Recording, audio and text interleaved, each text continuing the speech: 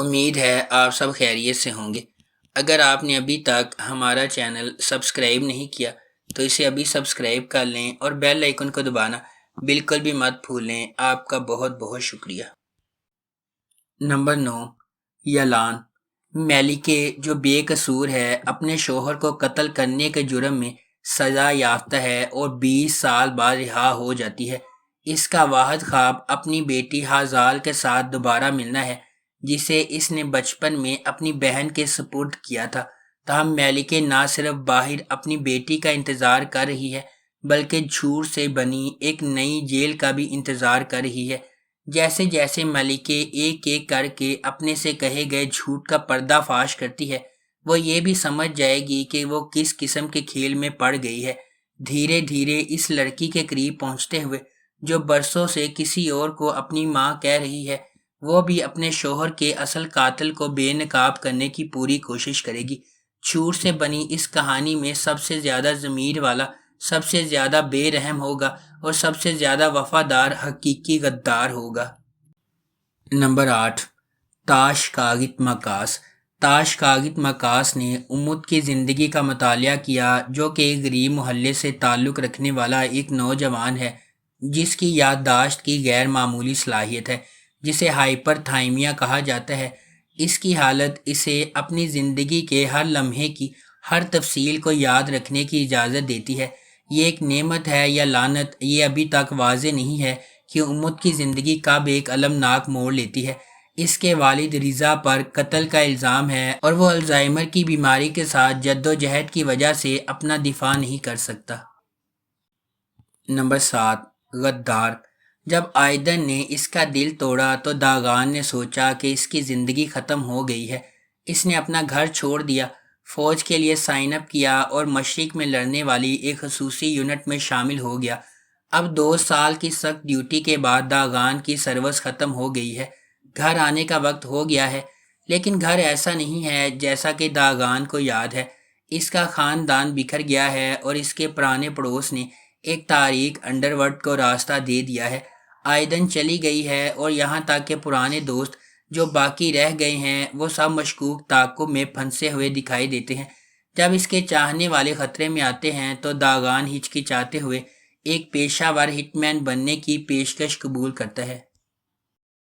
Number 6، ساندی ککوسو۔ کارسو ناخوش شادی میں ایک عورت ہے۔ اس کا شوہر ریحا ایک بدتمیز آدمی اور بے کار باپ ہے۔ اس لیے جب کارسو اپنے تیسرے بچے کو جنم دیتی ہے تو اسے احساس ہوتا ہے کہ وہ اپنے تمام بچوں کی دیکھ بھال نہیں کر سکتی۔ وہ اپنے 3 سالہ بیٹے کوزے کو اپنی ماں فیلس کے پاس کچھ دیر رہنے کے لیے استنبول بھیجتی ہے، تاہم استنبول کے راستے میں کوزے لاپتہ ہو جاتا ہے۔ 3 سال کی تلاش کے بعد کارسو مرسین کے سفر پر کوزے سے ملتی ہے۔ کارسو اپنے بیٹے کے ساتھ دوبارہ ملنے پر راحت محسوس کرتی ہے، تاہم کوزے جو اب دینیز کے پاس جاتا ہے اسے نہیں پہچانتا۔ کارسو کو اپنے بیٹے کو واپس جیتنے کے لیے لڑنا پڑے گا، جبکہ اس کی مشکل خاندانی صورتحال سے نمٹنا پڑے گا۔ نمبر 5، ساکلا بینی۔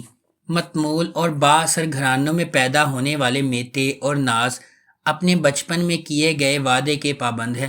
یہ وعدہ ایک المناک واقعے سے ہوا ہے جہاں ناز کی بے گناہی پر سمجھوتا کیا گیا اور میتے کے خاندان نے غیر متزلزل حمایت کی پیشکش کی۔ جیسے جیسے وہ بڑے ہوتے جاتے ہیں ان کا رشتہ گرما گرم دلائل اور پرجوش مصالحت کا رولر کوسٹر بن جاتا ہے۔ میتے بچپن کے وعدے کو نبھانے کے لیے پرعزم ہے۔ ناز سے شادی کرنے کے لیے بیرون ملک تعلیم حاصل کر کے واپس آتا ہے، تاہم قسمت اس وقت مداخلت کرتی ہے جب وہ ناز کی وفادار نوکر انجیلا کے ساتھ راستے عبور کرتا ہے۔ انجیلا، جس نے ایک پریشان حال ماضی کے بعد ناز کے گھر میں ایک خاندان پایا ہے، حادثاتی طور پر سامنے آنے والے ڈرامے میں ایک اہم شخصیت بن جاتی ہے۔ نمبر 4، حدوتسو سیودہ۔ حدوتسو سیودہ خلیل ابراہیم کارسو کی کہانی ہے، جو اپنی پیدائش کے وقت بحیرہ اسود کے گاؤں میں واپس آتا ہے۔ خلیل کو اس وقت فرار ہونے پر مجبور کیا گیا جب وہ صرف 5 سال کا تھا، جب اس کے والد کو مقامی کرائم باس رضوان لیٹو نے قتل کر دیا تھا۔ 20 سال بعد خلیل اپنی بچپن کی محبت یاسمین سے شادی کرنے گھر واپس آیا ہے، لیکن جب رضوان کا بیٹا یاسمین کو قتل کرتا ہے تو اس کا مشن بالکل نئی سمت اختیار کرتا ہے۔ خلیل رضوان لیٹو کو تباہ کرنے کے واحد مقصد کے ساتھ ایک آدمی کی فوج بن جاتا ہے۔ نمبر 3، کزل گونجالار۔ کزل گونجالار مریم کی دل خراش کہانی سناتی ہے، جس کی شادی ایک اسلامی فرقے میں 14 سال کی عمر میں ہوئی تھی، اور اب وہ اپنی بیٹی زینب کو شیخ کے پوتے کی دلہن جیسی قسمت سے دو چار ہونے سے روکنے کے لیے بہادری سے لڑ رہی ہے۔ اس کی بھابھی کی رہنمائی میں، جو فرقے کی ایک سابق رکن ہے، انہیں احساس ہوتا ہے کہ انہیں فرقے کے طاقتور چنگل سے زینب کو بچانے کے لیے بھاگنا چاہیے۔ ڈرتے ڈرتے اپنے منصوبوں کو اپنے ظالم شوہر سے چھپاتے ہوئے مریم کو پہلے سیکولر سائیکیٹرسٹ لیونٹ کے گھر میں دیکھ بھال کرنے والے کے طور پر پیسہ کمانا چاہیے، جو اس کی مدد کرنے پر راضی ہے۔ ان کے متصادم مذہبی اور ترقی پسند عقائد کے باوجود مریم اور لیونٹ جذباتی طور پر ایک ساتھ کھینچے جاتے ہیں، لیکن ان کی قسمت میں انتشار اور گہرا ہوتا جاتا ہے جب ان کی بیٹی کی شناخت ظاہر ہوتی ہے۔ نمبر 2، انجی تانے لیری۔ اعظم، جو اپنی بیوی اور 2 بچوں کے ساتھ خوشگوار زندگی گزار رہا ہے، ایک ادب کا استاد ہے جو اپنے طالب علموں کو پسند کرتا ہے۔ اس کی زندگی ایک ہی رات میں مکمل طور پر بدل جاتی ہے جب وہ اپنی بیوی کو قتل کرنے کے جرم میں جیل جاتا ہے، تاہم حقیقت کچھ اور ہے۔ اعظم کے پاس ایک راز ہے جو وہ کسی کو بتا نہیں سکتا۔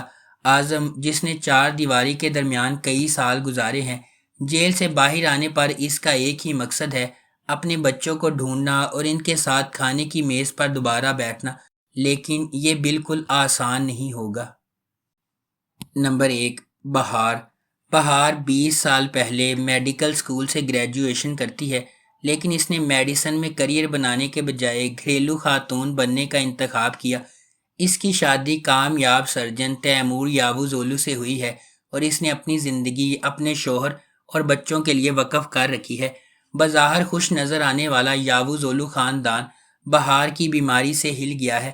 بہار کے ڈاکٹر ایورن اسے بچانے کے لیے پرعزم ہیں اور کہتے ہیں کہ اس کا واحد حل جگر کی پیوند کاری ہے۔ خاندان میں واحد ہم آہنگ جگر تیمور کا ہے۔ یاووزولو خاندان کے لیے، جن کا ایک بڑی حد سے تجربہ کیا جاتا ہے، کچھ بھی دوبارہ ویسا نہیں ہوگا۔ اگر آپ کو ہماری یہ ویڈیو پسند آئی ہے تو اسے لائک کریں، شیئر کریں اور ہمارے چینل کو سبسکرائب کرنا بالکل بھی مت بھولیں۔ شکریہ۔